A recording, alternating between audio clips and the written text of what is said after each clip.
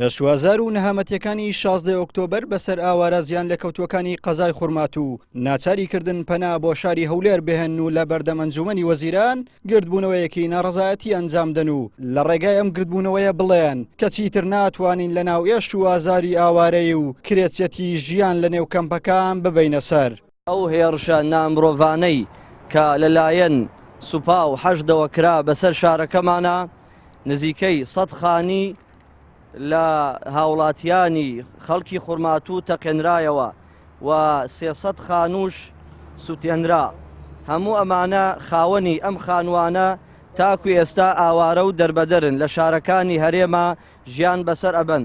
وا بۆ 2 ساڵ ئەچێ حکوومەتی هەرێمی کوردستان، سەرۆکایەتی هەرێمی کوردستان و هەروەها پەرلەمانی هەرێمی کوردستان بە پێی پێویست هەنگاوی نەناوە بۆ چارەسەرکردنی ئەو دۆخە نالەبارەی کە ئەگوزەرێندرێ لە قەزای خوڕماتووە. ئەگەر حکوومەتی هەرێمی کوردستان خوڕماتوو بە کوردستانی ئەزانێ و کوردەکانی بە ڕۆڵەی خۆی ئەزانێ، پێویستە بە زووترین کات ئاوڕێکی جددی بداتەوە، قەرەبووی زیان لێکەوتوان بکاتەوە، یان ئەگەر پێیشی ناکرێ و ناتوانێت لەو ئاستەدا بێت، پێویستە بە زووترین کات وەفدێک تەشکیل بکە لە بەغدا دانوستان بکە لەسەر قەزیەی خوڕماتوو، لەسەر قەرەبووکردنەوەی زیان لێکەوتوانی خوڕماتوو.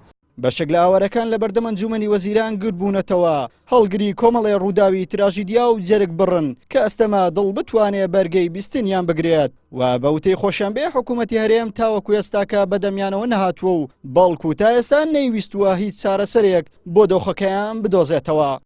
ئەمە خانەی خۆمە لەلایەنی حەجی تورمانیەوە خانەکەم تەقیاوە، 2 خانیش نایەک خانی، خانەی خۆم و خانەی ماڵ دایکم تەنیا پیرێژینێک و 2 مناڵی ئەژیە لەگەڵیا. دایکم سەر بە ئاسایش بینە پێشمەرگە بینەیش خانەکان تەقانێتەوە بە TNT لای کیە؟ TNT بەزای ئەرهابەیە، یعنی بێ حکومەت بینیوە ماڵ هاوڵاتی بە TNT بتەقێنەوە، ئەگەر ئەمرقە بزمان بێ ئەمانگری عیدامانەگا ڕەمیمانەگات. ئەوە تاسێکات دوکانێکم بوو لە بازاری گەورە باید 40 ملیۆن دینار بەس قماشی تیا بوو، گشتی سوتیا و تاڵان کراوە. ئێستاگەم خۆم کرێکاری ئیشەکەم لە گەرمیان حتا ئێستاگە من قەرزاری خەڵکە دەمەوە. ئێمە تا ئێستا 6 خانیمان تەقیاوەتەوە لە گەرمیانە ژین ئاوارەی، هیچ قەرەبوویەکمان بۆ نەکراوەتەوە تا ئێستا هیچ حکوومەتێکیش نهاتوە بڵێ کاکە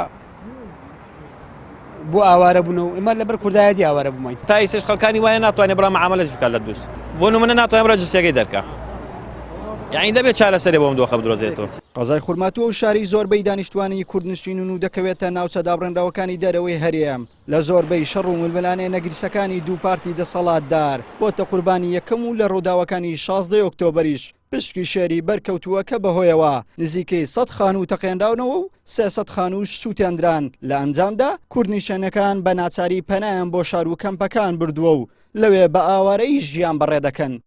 عیمران ئەمیر، کەناڵی ئاسمانی پەیام، شاری هەولێر.